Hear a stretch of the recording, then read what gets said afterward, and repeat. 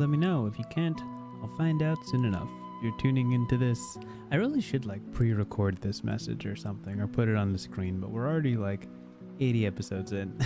So if you're listening to this in post after the stream, feel free to skip ahead. This is the hammer on the screen that lets you know when we're going to start reading our book of the day. If you are tuning into this live, grab a drink, get something as a snack. You got 4 minutes before we start the stream proper. That's it.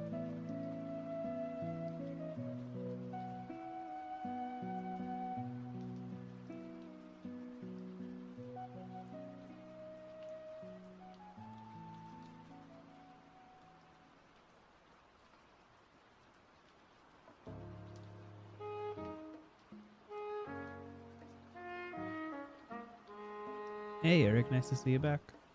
Welcome to the stream again.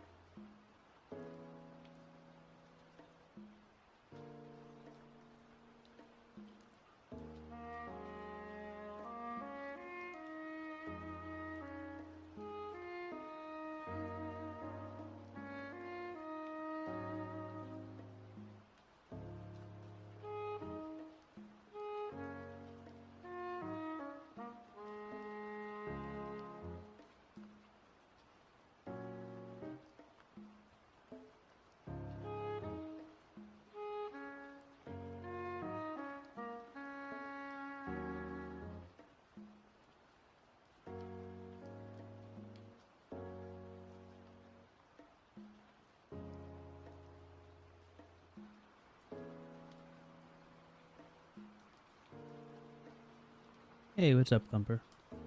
Welcome back.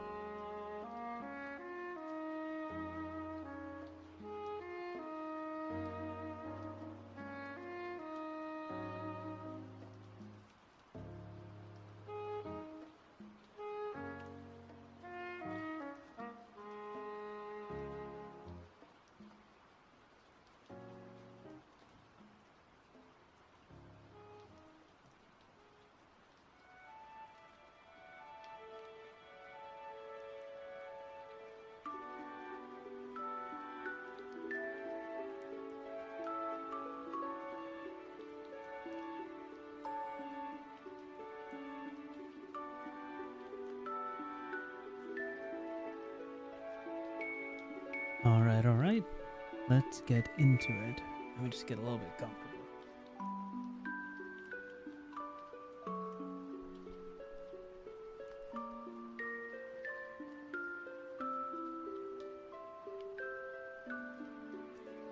Hello, everyone.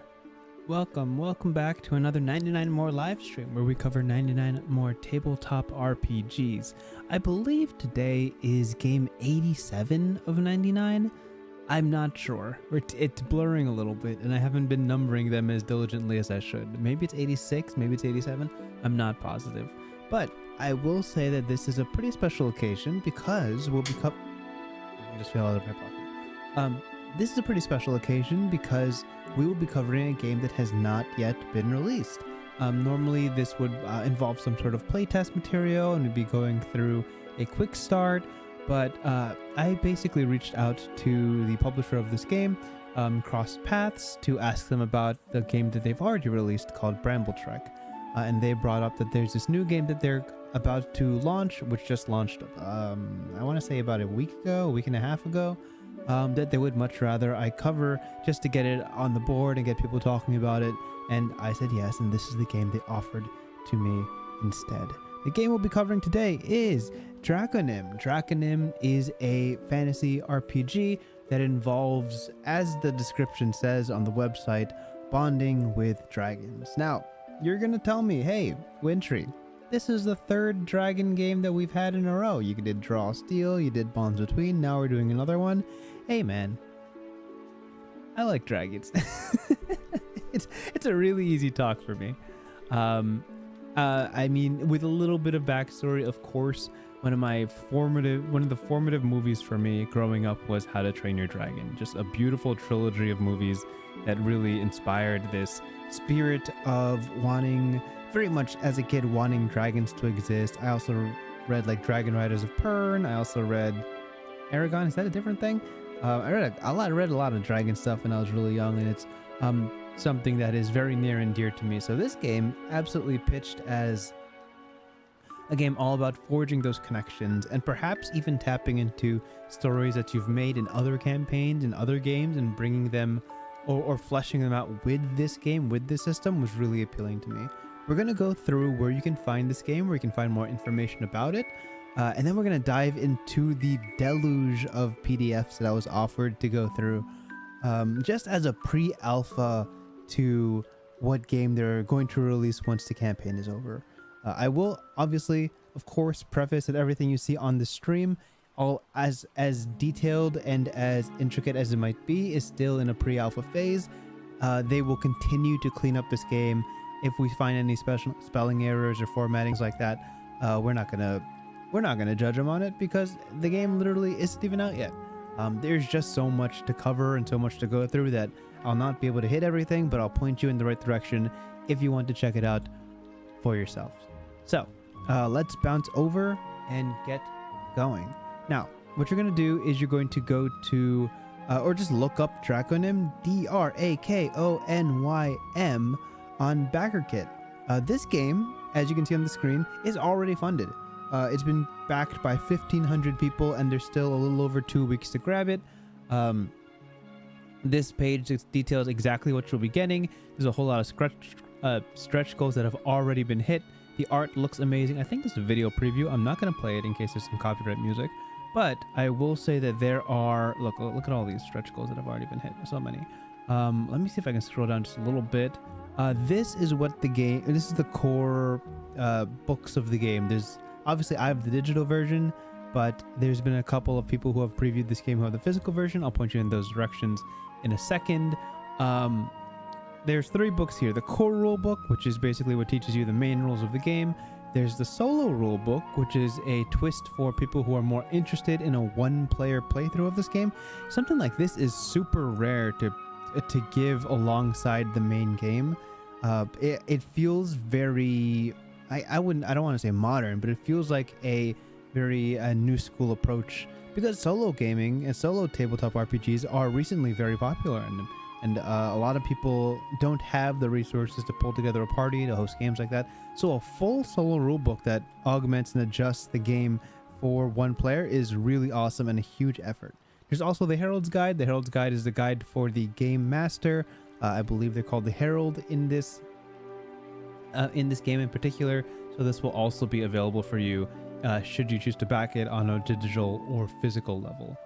If you want to check out the character demo, this is available to download right now. All you got to do is give them your email so they can send it to you. And there's a whole lot of other stuff that you can look at all throughout this page. So again, this is Draconym on BackerKit. If you want to check this out for yourself and not wait for me to talk about it, you absolutely can do that. The creators of this game are Crossed Paths. You might recognize them from their previous work called Bramble Trek. This is what I originally inquired about, but this is also already available as a game for you to check out. I believe this is all in a conjoined world of Akeroth, if I'm not mistaken. I don't want to say that all of their material and all of their games are from the same place, but I certainly believe that Draconym takes place in this very specific world that they continue to flesh out. If you want to just know about the game and you don't want to wait for me to spend an hour browsing through this, there are already a bunch of YouTubers and content creators who have made videos on this, obviously probably reached out to by Crossed Paths as well. I absolutely checked out their videos just because I want to see the other opinions on this game. I would absolutely recommend this video in particular, Draconym, an RPG review by Cozy RPG Reviews. This is a relatively new channel that I'm finding only recently that has covered the physical design of this game. Basically, he goes through the entirety of what these books contain and the general themes and motifs of the game, but he also presents the physical copies of Draconym, should you choose to back the physical backer level tier. I don't know what you call those. But there's also other things. Crossed Paths has also released their own videos about stories within their world and how to create a character. This is all by the official publisher. But there's also Dave Thomavor, who I've recommended his videos before, who made an RPG review of this. So if you're looking for something a little more expedited than me just rambling about what I'm reading for the first time, that's what this stream will be. Feel free to just go to these videos instead. People who have spent quite a bit of time, Mr. Tarask, if you guys recognize him, from a lot of covering a lot of games in prior.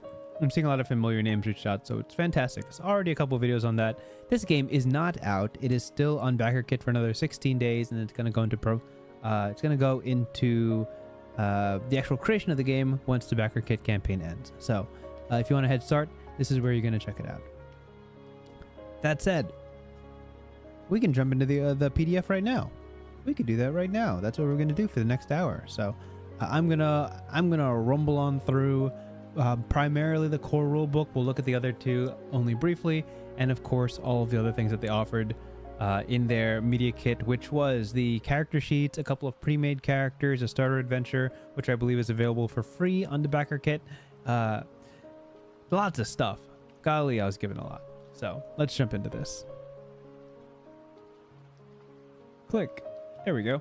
This is the core rulebook from the corner of the screen down here that you can't see. This has 280 pages.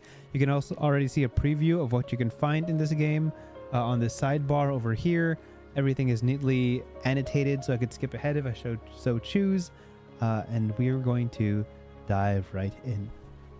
Kind of like, imagine this game is like a supermarket, and I'm just kind of wandering through the halls, seeing what catches my attention. This is Draconym. Did I already mention that there's a lot of really good art in this? I don't know if I got around to that, but golly, there's a lot of art. And all of it is really cool dragons. Basically, like 90% of it is really cool dragons. So, I'm going to enjoy this for sure. Fantastic. Okay, this is a design team. Let's see how many inspirations we recognize. Film and television, Avatar, of course. How to Train Your Dragon, of course. Shadow and Bone, very cool. I'd never got around to reading Shadow and Bone, but that's cool. Dragon Prince, made by the people of Avatar, fantastic. Ars Magica, we covered this. Okay, let's zoom in on this because this might matter to us. Ars Magica, we did cover 5th edition on the 99 More live stream. We also covered Call of Cthulhu. We never did get around to City of Mist. I believe City of Mist is a Powered by the Apocalypse game about urban adventuring. I'm not entirely positive. Daggerheart we've obviously covered. Dungeons and Dragons 5e we spent 3 years on. Draw Steel we covered 2 weeks ago. Fantastic. Fantasy Age by Green Ronin. I recognize this game, never played it. Forbidden Lands by Free League. Free League are the people behind Vaesen. They've also made Dragonbane. I believe. Ironsworn. We covered Ironsworn, which was fantastic. by Sean Tompkin. Pathfinder 2e, of course, was one of the first games we covered. Shadow of the Weird Wizard, I'm not familiar with, but Studio 2 Publishing seems familiar. And then, of course, Shadow Dark by the Arcane Library. Very, very popular game. Cool. We recognized almost all of those. That's nice. Dragon Age, Divinity Original Sin, Final Fantasy, Fire Emblem, Golden Sun, Monster Hunter. All great references. These are all like JRPG type games, except for these two that are more like CRPGs. I don't know what you call them very specifically, but these are JRPGs for sure. Nice. Those are our references. If you want to, they're referencing Full Metal Alchemist Brotherhood here. Oh, nice. And then all the books are inspired by very classic fantasy. Oh, dang. My little preview down here says the wrong thing. Let me go change it. It is not Crossed Paths Publishing. It is Crossed Paths Press. There we go. Fixed. Okay. Let's see. Introduction, quick start guide, playing the game. Okay, so let's go through this. Obviously, that's pretty important. What the role system is, how to play this game. Crafting your rider. This is, I'm assuming, ancestries because I'm saying dog folk. We're going to look at that for sure. Let's also look at Gnawborn. I don't know what these are about. There's classes. There's 4 classes. Very cool. This is looking very classic D&D. Acolyte sounds like a cleric. There's a fighter. There's a mage. And the veil, I'm assuming, is assassin leaning. Maybe roguish. There's backgrounds. Paths. Oh, maybe these are like a subclass type direction. All assumptions, of course. Shout out to Lancer. Yeah, cool. And then arms, armor, and venturing gear. So I'm getting very much the vibe of this is aligned with many medieval fantasy.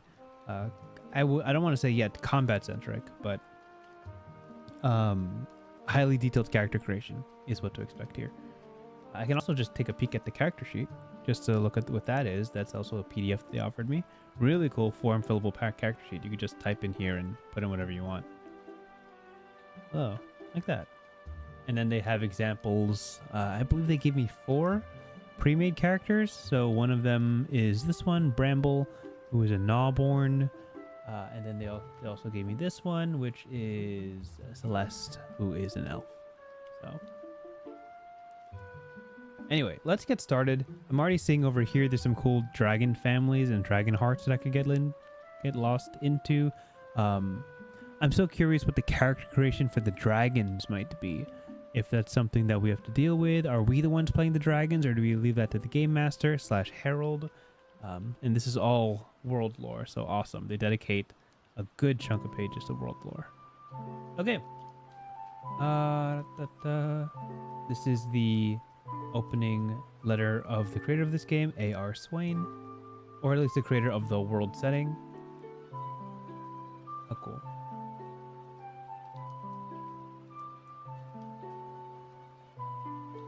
Great art. What the heck?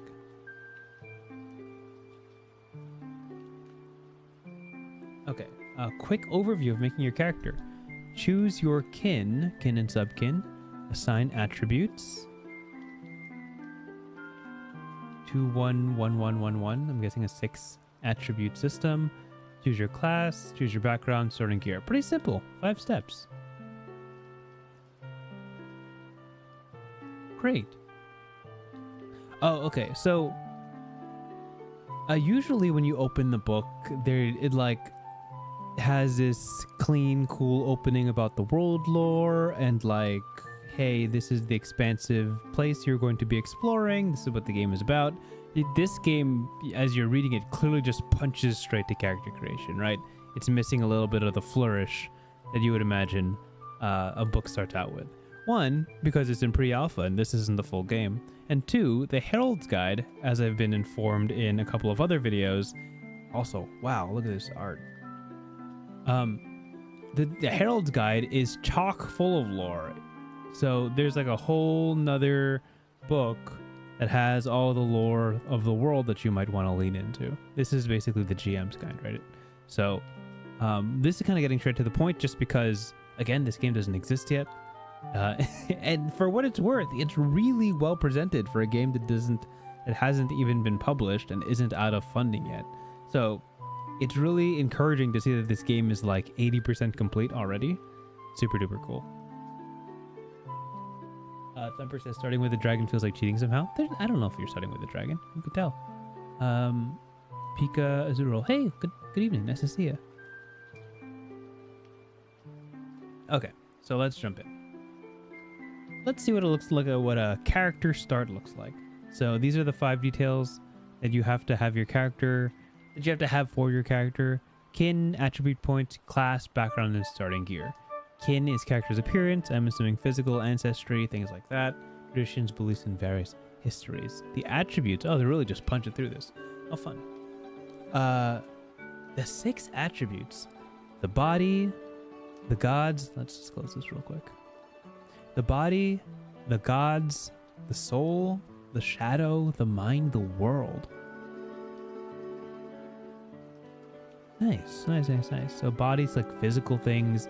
God is more, soul is more insight, performance. Oh, interesting. And hope. Shadow is speed, reflexes, stealth. Okay, I guess that's a dexterity equivalent. Mind is almost intelligence-based, analysis, deduction, study, recall, magic. And the world is essentially street smart, right? Wilderness, beast handling, instincts, terrain. Nice. Triple person, we are covering Draconym. Draconym is a game that doesn't yet exist. It's currently on BackerKit for funding. So a lot of this is fresh out the box. I think, I want to say 10 days ago at the time of this recording is when all of this dropped. So yeah. And I keep iterating because it's of the 10 videos that already exist of Draconym, this will be the messiest and most scatterbrained. There's at least 5 other videos you could watch right now that will tell you all this information much faster than I am.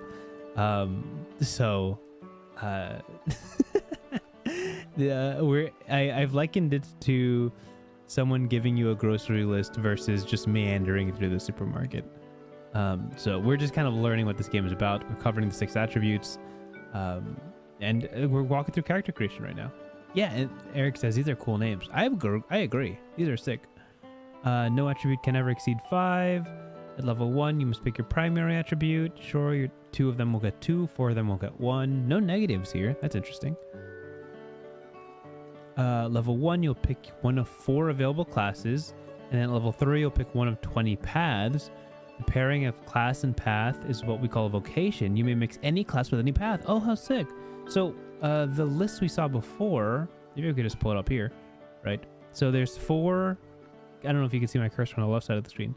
There's 4 classes that you can pick at level 1, but these paths that I assumed were like subclasses assigned to each of these classes, you can mix and match any of them. So it's a 4 times 20 combination set. So they can pick any class and any path and they work all together. Oh, interesting. Let's see. Backgrounds, doesn't look like they're going to go into too much detail here. You just pick a background that represents your past experience, and then gears or kits are your weapons and armor, I imagine. This means nothing to me yet because I don't know anything. We're talking about definition proximity again. They're giving me words and I don't know what they mean yet, so I'm waiting for them to explain it. And when you level up, you get attribute points. At 357, you gain 1 attribute point, and you can increase it by 1. Okay, so all your stats will be a minimum 1, and then every odd level you'll pump 1 up by 1. Reasonable. Cool. And resource increase every new level, mana and grit go up by 2. Notes to remember, at the end of each combat turn you gain 4 actions. 4 actions? And keep any actions you have not spent. I wonder how they define actions, because 4 is a lot. And then you keep any actions you have not spent. Has anyone here played ATO, Across the Obelisk? That's, it's like when you, that's what I'm immediately thinking of. That if you don't spend your actions, you can save them for the next round, and then you just have more actions next turn. So, could be cool. Short rest restores all light wounds and protect light scars. Yeah, all these words don't mean anything to me. but this is a pretty abbreviated description that I'm sure is really useful once you know how the system goes. Downtime heals all wounds. Great. More cool art. Let's zoom out on this one. Hey, look, it's the guy from Bramble Trek. Nice. Gameplay, core rules. Oh, okay, so we're about to learn how this game plays. Okay. Key things we want to pick out from here. What is the dice rolling system? How do we determine success and failure? And if we can get a little bit of insight into what combat looks like or resource management looks like, that's kind of the goal here. So it says here, discover how to make checks, use the shadow die, and navigate the wound system. Sure. That all sounds like cool things. Wow. I like this guy. How cool. I guess I neglected to wonder if this game has creatures that aren't dragons. Because what I'm hearing is there's a lot of combat in this game. Just from the details of like wounds and resting and things like that. So although this is a game about dragon bonding, so to speak, this is ultimately a combat focused game. Let's see.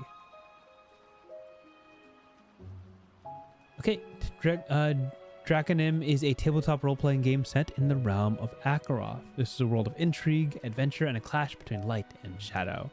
In this tabletop role-playing game, you and your friends will tell the stories of characters navigating love, war, family, and destiny.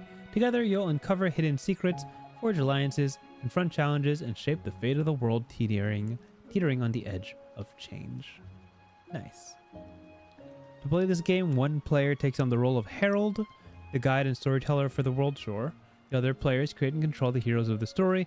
You'll need a set of 6-sided dice, at least 6, a 12-sided die.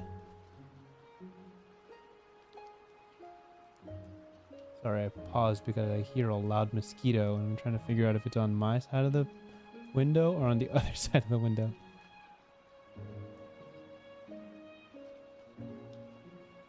Okay, it's super loud. Hopefully I will deal with that in half an hour and it behaves for now. Should I kill it? I don't see it yet. I'm sorry, I'm getting so distracted by this very loud bug somewhere nearby. I'm sure it's fine.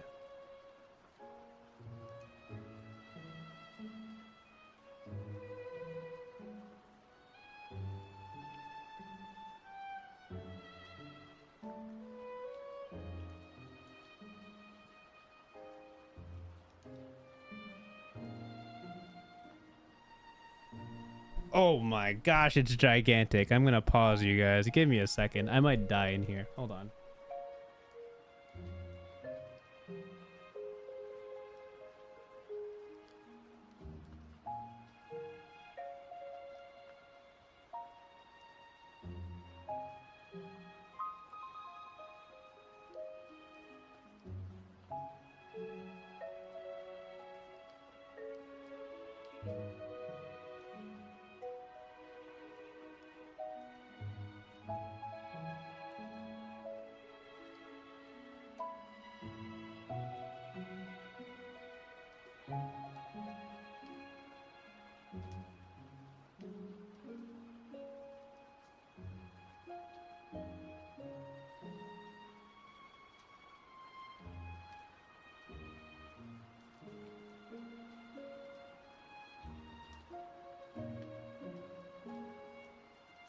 I've never had to use the be right back screen, but I truly will be right back. Does this work? Okay, cool. This works.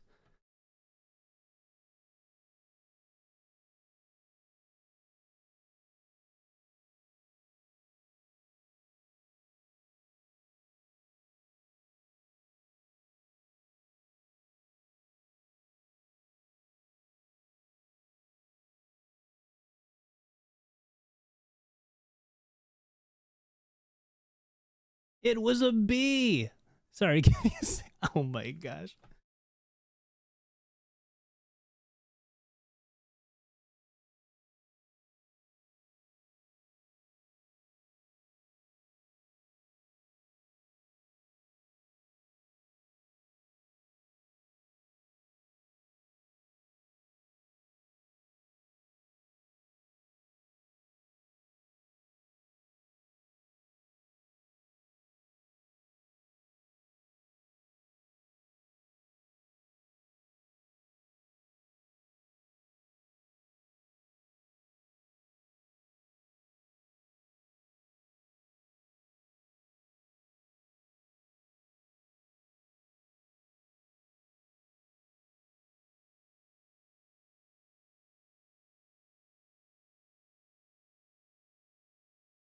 That bee was gigantic. Oh my god. Oh, did the music stop because I went to the be right back screen? I'm so sorry. That's insane. Okay, wait, where am I? Hold on, let me collect myself. What the heck was that? It was like I want to say it was like in all close to 2-inch long bee. I don't know what that thing was. That was wild.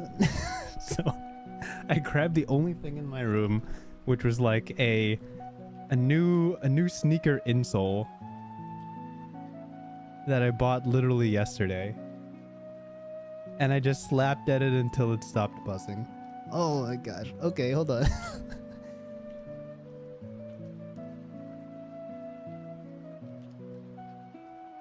Yeah, Thumper, yeah, bees are pretty chill, but when they're that loud and 2 feet away from you and that big, oh my, I was not ready for that. I apologize. That caught me off guard. Was it super fuzzy? No, it was like not fuzzy at all. Probably more of a wasp or a hornet than a bee.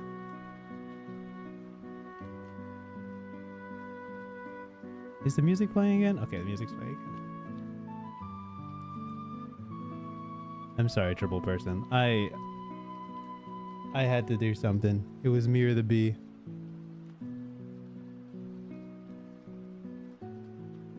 Okay, let me just recollect myself because that was bigger than I was expecting. Okay. Hey, Cross Paths Press. Thank you for tuning in. If you're here or watching this in post, this is not how the stream was supposed to go, but we're gonna get back into it.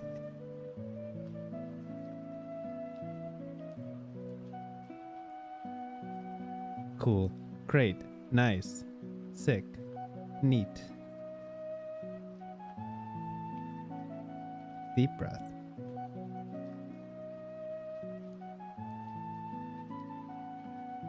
I will say that did not look like a honeybee or a bumblebee.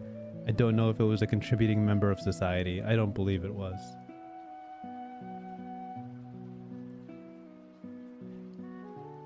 Okay. Yeah, if I died here, you would have heard the buzzing in the mic. That's how loud it was.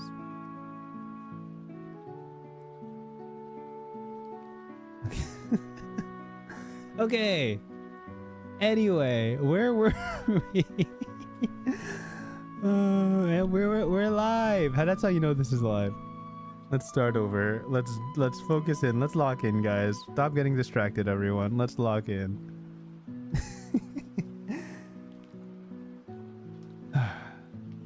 Draconym is a tabletop role-playing game set in the realm of Akeroth. This is a world of intrigue, adventure, and the clash between light and shadow. In this tabletop role-playing game, you and your friends will tell the stories of characters navigating love, war, family, and destiny. Together, you'll uncover hidden secrets, forge alliances, confront challenges, and shape the fate of a world teetering on the edge of change. To play this game, one player takes on the role of Herald, the guide and storyteller for the world.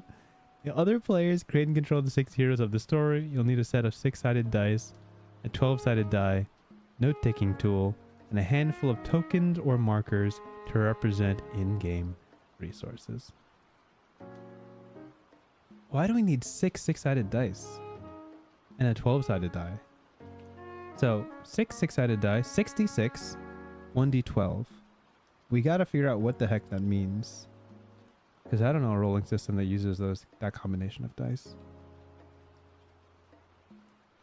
Yeah, and this is an example of playing online.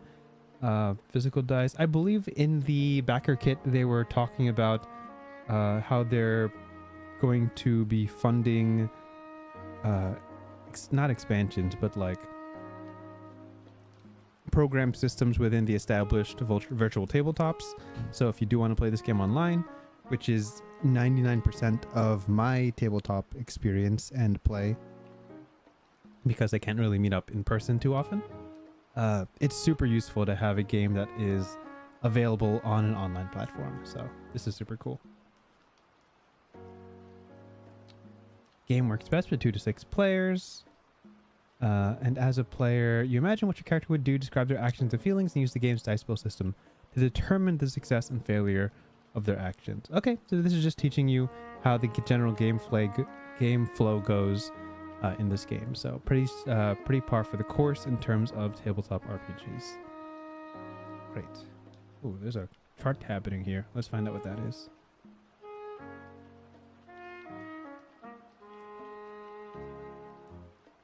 The game uses 6-sided dice and a 12-sided die to act as the shadow die.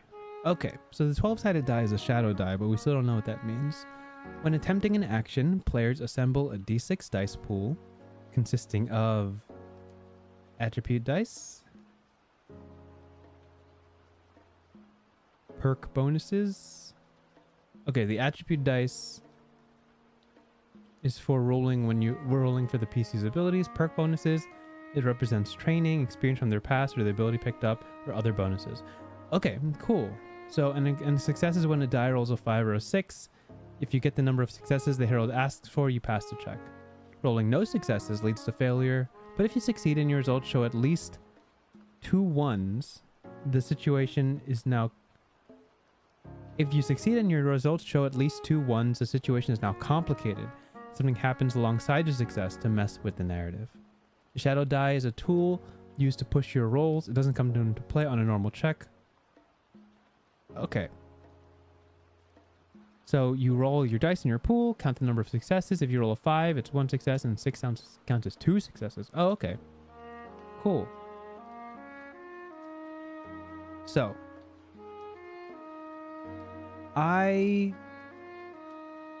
how I'm understanding this is that there are 66, right? 6-sided dice, depending on whether you have what it says here, perk bonuses, so like training, experience, ability picked up, that can modulate how many d6s you're rolling, and your goal is to achieve a certain amount of successes. Successes are on 5s and 6s.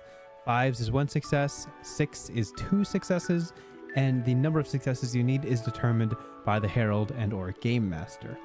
This does also say that if amidst your rolls you get 2 1s, so 2 dice result as in 1s, that adds an extra complication to your roll. So this is a example chart. Oh, whoops, scrolling is crazy right now. Here we go. Let's see if we can zoom in on this. Okay, so an example is a 5d6. You roll 5 dice, get 2 5s, and you get a success. Stellar. The GM says the difficulty was easy, the only 1 success was needed. You got 2, everything goes smoothly. 66, you get a failure because you did not achieve the difficulty, which was 2 successes needed. And you see here that there were no 5s and no 6s. A 66 with 2 successes, when 2 successes is needed, is a success. But since you got 2 1s, that's with a complication. A complication is when you roll 2 1s or more. Then here's an example with less dice, so it's possible to roll less than 66 or less than 5d6, perhaps when you have a demerit to your roll or a disadvantage. And then 2 6s is a critical success. The threshold was 3 successes needed, and each of these 6s is 2 each, so that's 4. That's how I understand it. There you go. Oh, and this is an example of the attributes. So we said there were 6 of them: the body, the gods, the mind, the shadow, the soul, and the world. This is a cool characterization of these roles.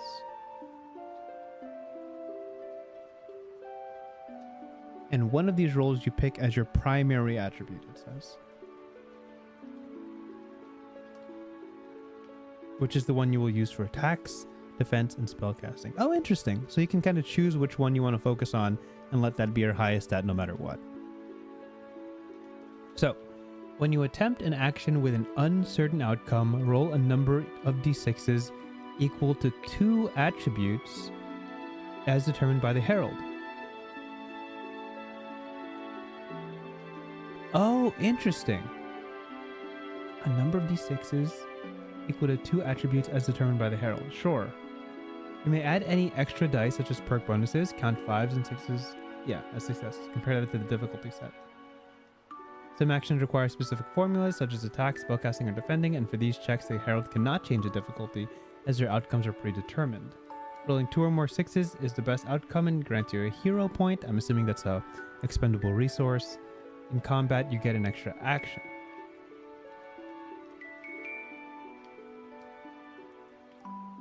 Got it.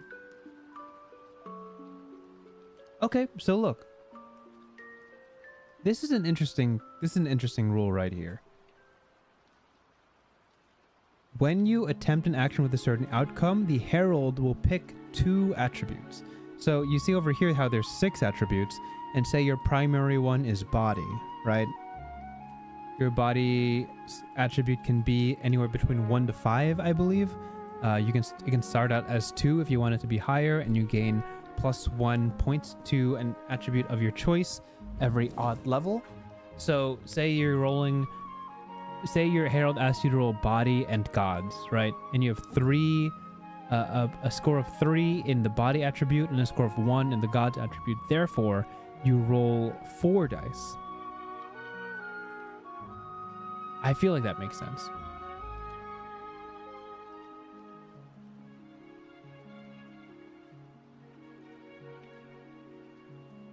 So this is an interesting thing, and I remember the last time I read about a game that requires 2 attributes for a roll was Ryutama, which was one of the first games, if not the first game we ever covered in the 99 More series.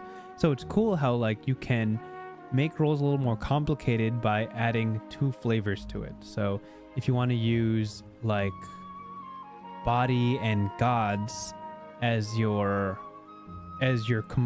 attributes for the roll, it would be something relating to your physical capabilities plus divinity and your ability to inspire. So this would be like a champion standing in front of a crowd during the Olympics, right? You would use body and gods as your role to kind of impress upon the people around you. Or you could also use mind and shadow. Like if your herald calls for rolling mind and shadow, then it would be something involving your intelligence, involving your ability to solve complex problems, and your ability to do that discreetly. So perhaps it would be like solving a magic puzzle without being noticed by the people around you. So this is a way to make sure that complex tasks can be properly treated by using a combination of 2 different stats. Because sometimes you're like, oh, should I use strength for this or dex for this? And your GM can be like, actually, just use both. And that's how that works. Hey, what's up, Jason? Nice to see you again. No worries. We're going to save this recording. Unfortunately, we're going to save this recording. I had a minor freak out like 5 minutes ago. So, okay. And then this is Bless and Bane, ways to modify your success rates. When you get blessed, count to 4 as a success, and when you get baned, ignore a 5 against your success count. Cool. This all pretty much makes sense. So what is a shadow die? I guess let's talk about that, because I'm so curious about that. So this is the D12. In a system of rolling D6s, this is the D12. The shadow die is a risk-reward die that players can invoke when they fail a narrative check. The player rolls D12, 1d12, which introduces benefits or consequences. Oh, okay, so this is like a fail-safe for failing. Check. Got it. The herald gains 1 shadow mark automatically when the shadow die is rolled, and then more based on the value rolled. Generally, the shadow die cannot be used to push rolls such as attacking, defending, or spellcasting. Sure.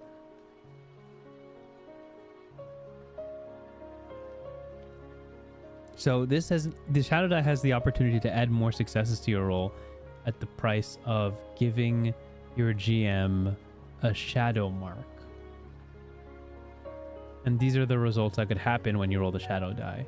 So right here it says if you roll 5 to 8 on your shadow die, it counts as 1 success.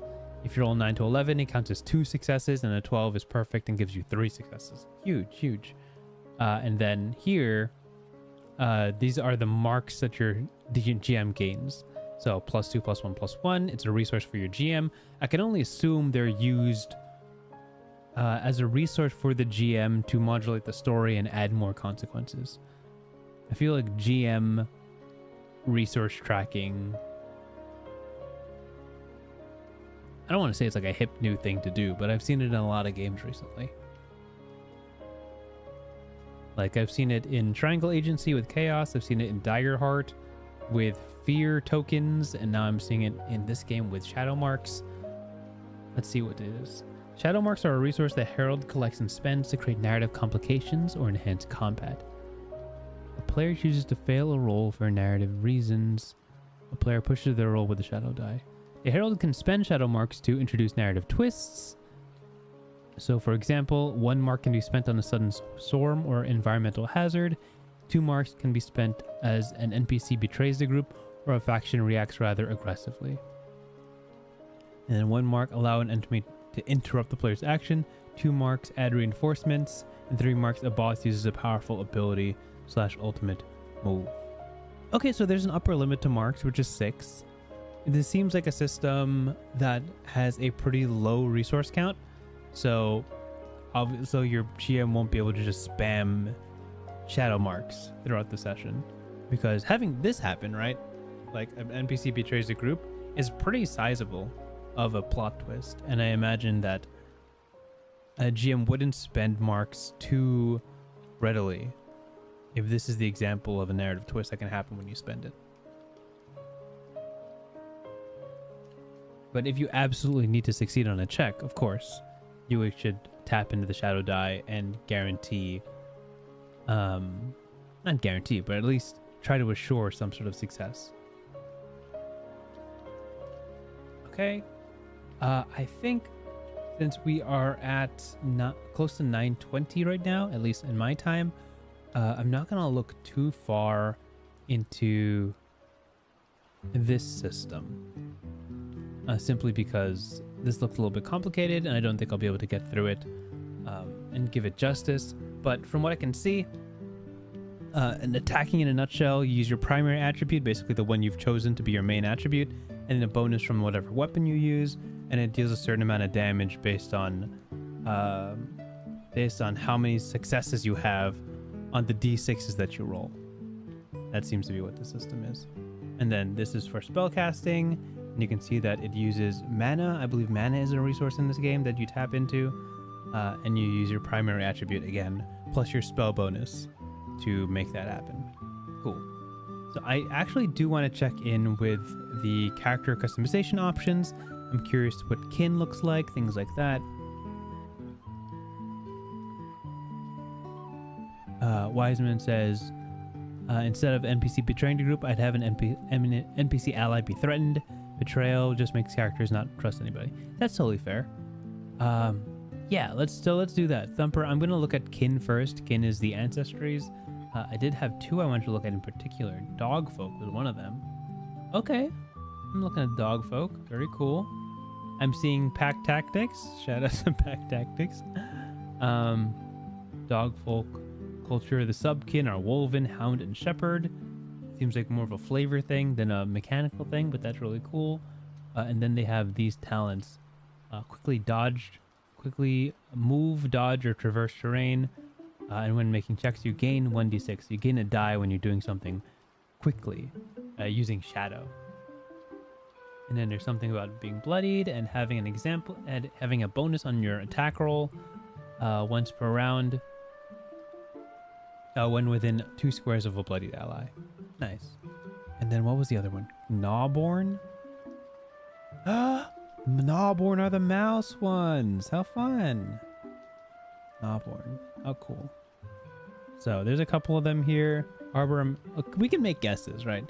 Arbor, I'm assuming, is a tree people. Oh, okay, the fawn people. Cool. Nice. Burrower? Weasels? I'm just guessing now. Oh, okay. Kind of. Badgers. Yes, naturally. Badgers. Ironclaw, Earthfur, Dunecross. Dogfoot, Drakari, I'm assuming are dragon type. Dragonborn people? Sure. We got the elves, of course. Featherborn are the birds. Ferrovox? What are Ferrovox? I'm thinking steel, metal, maybe? Oh, these are the weasels. How fun. Ferrovox. Cool. Gnawborn, we said, are the mice. Humans are humans, of course. Inferni, tieflings, demon-touched people? Yeah, kind of like that. I see. Then Runebark is trees. Nice, nice, nice, nice, nice. Okay, so something I wanted to check out is the class and path system. Again, you can choose any path and you can choose any class and combine it with any path. And there's 4 classes. You know, if you see your cursor over here, 4 classes and 20 possible paths. So let's look at what classes offer and see what that goes into.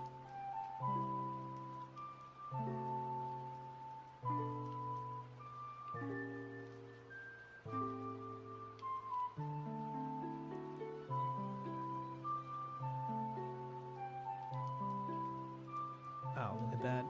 That's great.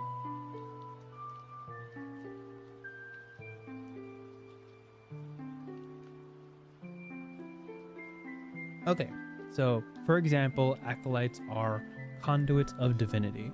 We're going to see the level progression and see if there's slots for where the paths kick in. That's what I'm imagining happens. Primary attribute, the gods, of course. Combat role, support, blesser. Social role, ritualist, voice of the unheard. Acolytes are conduits of divinity. Most gain power from the gods beyond, while others take darker paths, making promises or pacts with those of celestial origin. Level 1, you get your mana pool, you get your acolyte perks. Cool, so you get a couple of small benefits at level 1. You get level 2 benefits over here. You can heal somebody, you can remove a status. Pretty stock standard healing supporting class. And then your next ability is level 5. So the question is, does the path kick in at levels 3, 4, 6, and 7? To kind of fill in the blanks here. Let's find out. And yeah, you can see these things get stronger as time passes. So, I mean, as your character levels. Level 10 seems to be the cap of the Acolyte. I don't know if this is the completed version. Maybe it goes higher. But for now, there's 10. This is the arc for warrior or fighter. I'm sorry, fighter. Fantastic.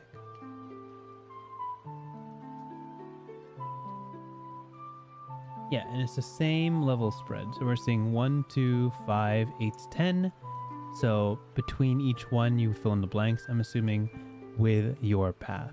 So let's go check out one of the paths and see what's up.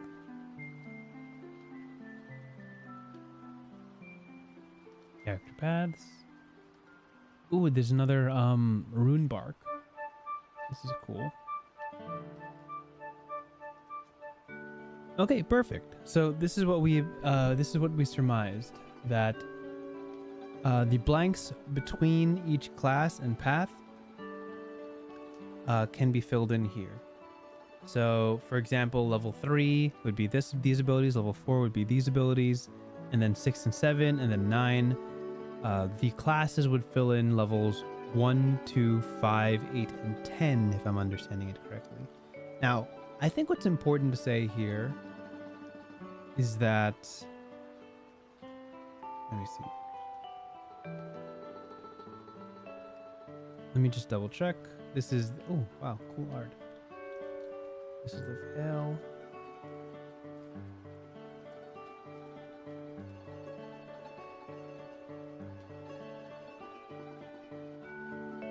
Okay, so I guess I was confused by something I read earlier. It does seem like there are 5 paths per class, because there's this diagram right over here. Wow, what was that? That was cool too. This is great art. Oh my gosh. Yeah, right here. So this kind of star chart sort of thing, these are the 5 paths for the fighter. These are 5 paths for the Veil, 5 paths for the Mage, and 5 paths for the Acolyte.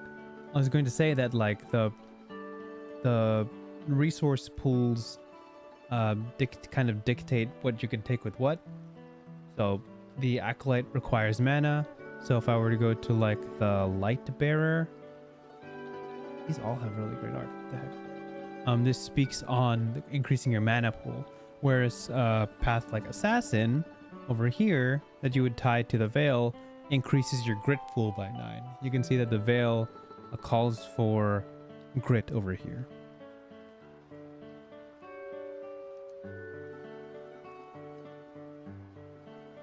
I don't know if the intention of this game is to eventually allow all paths to be used with all classes. I'm sure you could probably figure it out. It could probably work, but I don't know if that's their intent, and I guess we won't know until the game is fully released. But that could be really cool if you could have like the Acolyte as your main class and then supplement your healing abilities with like assassin things. But I'm not sure if there's like a prerequisite, you know? The layout doesn't quite say that you have to be a Veil to become an assassin. Let me just double check. Maybe it does. No, it doesn't. So yeah, I don't know. I couldn't tell you. Perhaps it does. Perhaps it's fine. It's so interesting because this increases your grit to 9, but as you know, like the Acolyte doesn't really care about grit, so it will be like pulling from 2 different resource pools, and I guess it kind of works. I'm not positive. I couldn't tell you for sure. The star diagrams seem to imply that paths are tied to a specific class, but hypothetically, I guess you don't need to do that. Because look, you see the Berserker here also uses grit, right? So I'm pretty sure that the Acolyte does have grit, but it's not the focal point of their skill set. And ideally, if you're playing the Acolyte who relies on mana, you pick a class that improves your mana pool, right? Because this Light Bearer increases your mana pool to 10, which would greatly benefit your Acolyte abilities. So I guess you could multi-class, but you'd be a bit suboptimal. That's kind of the energy behind that.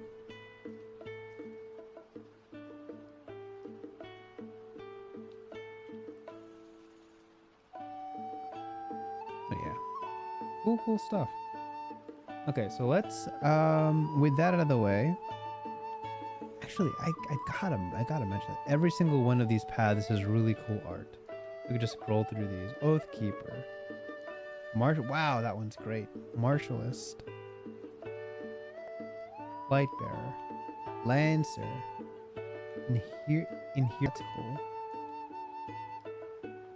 That one's pulling my attention just a little bit. That's cool.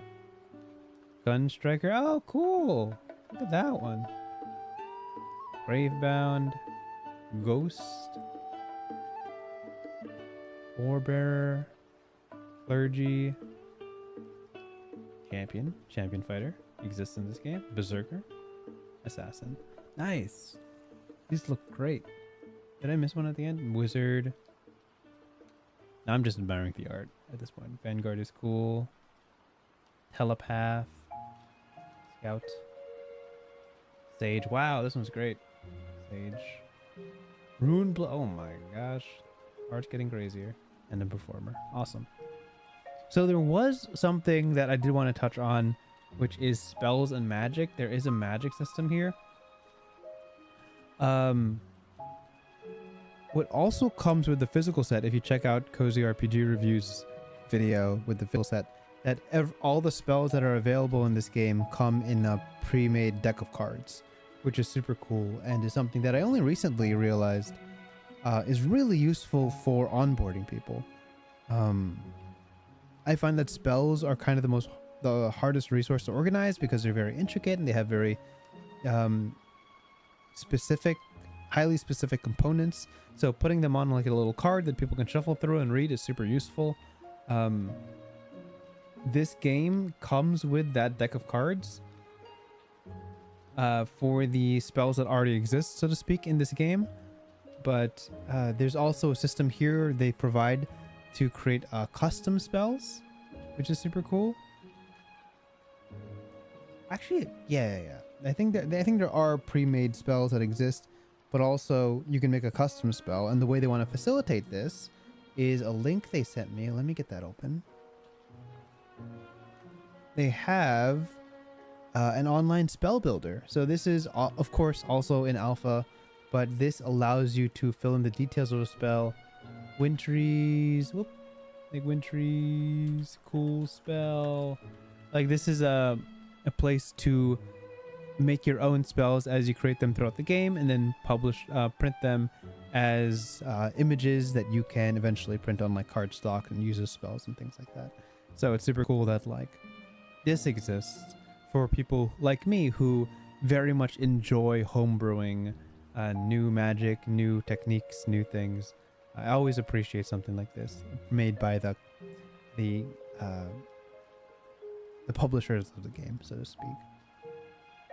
I'm recently learning the appeal of like physical tabletop play because I've been so disconnected from playing in person with a bunch of my friends for so long that all these extra resources for onboarding is super useful when trying to save time in teaching your friends a game. Just being able to provide them a character sheet pre-made and all of these resources for the spells, super duper useful for expediting the point of play, which is just getting into the adventure and having a lot of fun. So I'm glad that exists. Let me turn it back.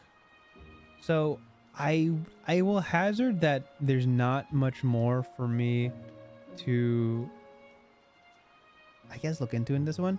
There is this whole section that teaches you the lore of the dragons that exist in this world. I'm assuming it explains what it looks like. Yeah, here, look. Crafting your dragon. There's a character creation style for dragons. Let's read this real quick just to understand the premise of the relationship between you and your dragon. Dragons are not pets or vehicles. In Draconym, your dragon is your mythic reflection, a living companion whose presence grows through emotional resonance and trust.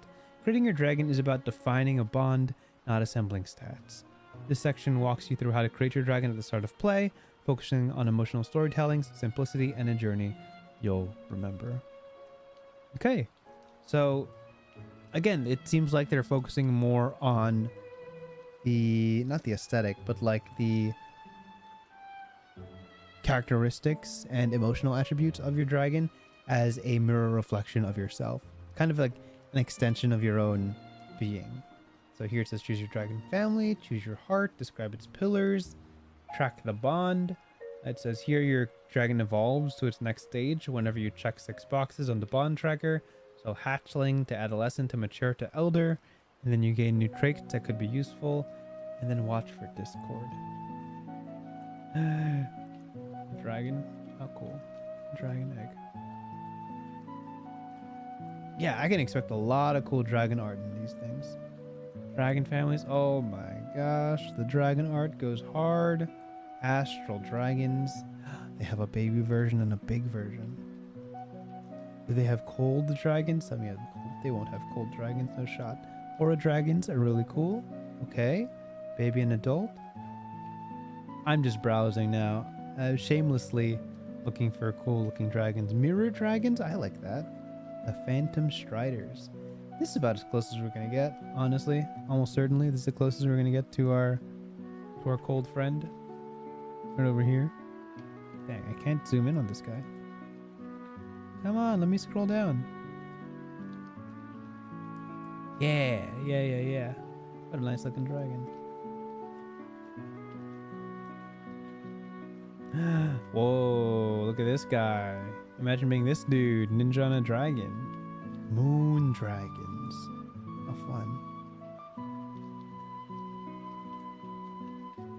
Look at this one. Classic red. Pyre Dragons. Nice. Wow, look at that. Look at the chonker. He's huge. He's even huge as a baby. How cute. Look at that guy. And then the fire dragon. Oh, nice.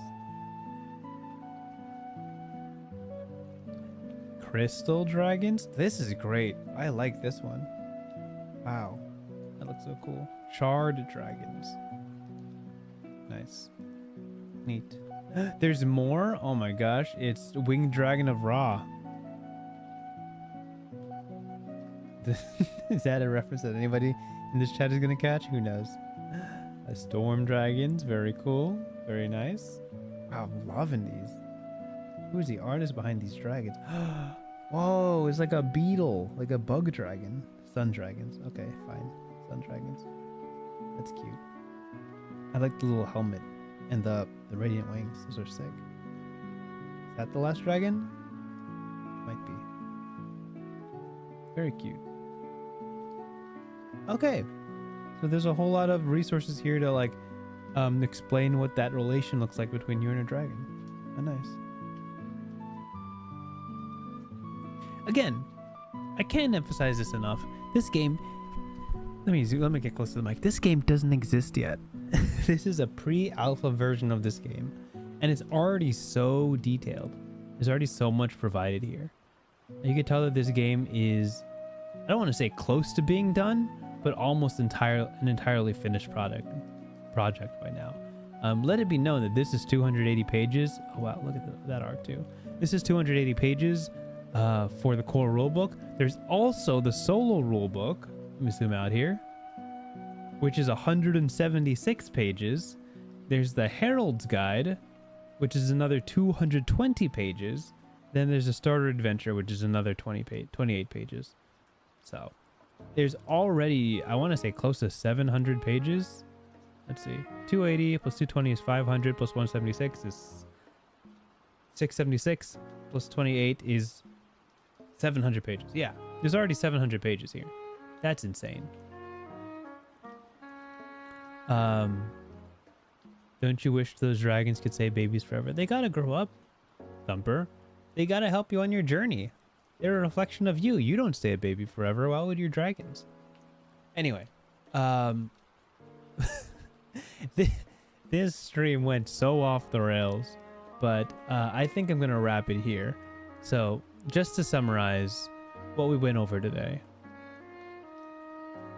First and foremost, you should totally check out a different video about Draconym, but my video also exists if you want a little bit of a manic read through. Draconym is a game that let me start over. Draconym is a game that is set in a medieval fantasy setting. It is entirely focused on your main character, so to speak. The herald or the game master is the person that leads the story, with a group of ideally 2 to 6 players, each personifying a hero within the story, bonded to a very specific dragon. These dragons can come from different families, from different histories, and the dynamic between you and your dragon is the main core relationship that will be focused on throughout the campaign. This world is very fleshed out. There's already a Herald's Guide detailing a lot of the history and the world building, so to speak, of this setting. The pattern of play is very much tactical combat. You can see that there's a lot of detail put into the classes and the path that allow you to customize exactly how you want to express your character on and off the battlefield. This is a game that is already very, very detailed for something that hasn't finished its campaign. If you do want to support or find this campaign, you can absolutely go to look up Drakonym on BackerKit. I'll show you how to spell that again. You can go here. The game, I have to emphasize, is already funded. It's ready to go. This game is gonna launch no matter what. So you have until August 28th, 2025 to back it. If you go to the page right now, you can find that there is a short demo, I believe. Let me see if I can find it when I scroll down right here. There's a character demo and character sheet that you can grab entirely for free. If you choose to back this, you will have all 3 of these books, as well as all of the stretch goals. Feel free to check this out on your own. If you want a better person to talk about this game, check out Cozy RPG Reviews. There is a wonderful 22-minute video about this game and what it provides for you, as well as many videos on the official Cross Paths YouTube page. Whew. With that said, Thank you guys for tuning in. This was just another one of our 99 more tabletop RPG live streams. We'll be coming at you with the last of 88 to 90, I believe, are the games coming up. I believe I have the next 4 or 5 books already planned out. Next week is a game called Hit that involves, I believe, blackjack rules. So we're going to look into that next week. Tune in next Tuesday as we dive into that game. But for now, thank you so much, Cross Paths Press, for reaching out to me and offering me a sneak peek at this game before it launches. And to the rest of you who have tuned in, as always, have a wonderful week and stay frosty. Goodbye.